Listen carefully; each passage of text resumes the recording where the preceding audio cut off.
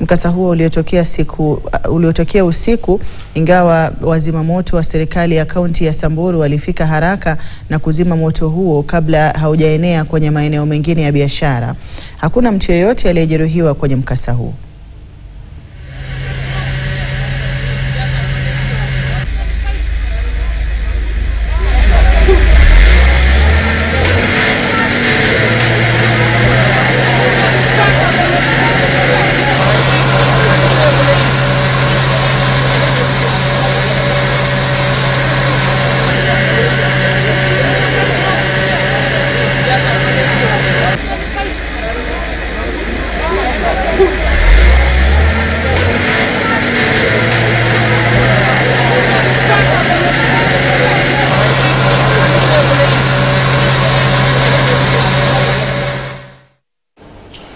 Kwengineko, wakazi wa kaunti ya Isiolo wamehimizwa kushirikiana ili kukabiliana na matumizi ya mihadarati katika eneo hilo.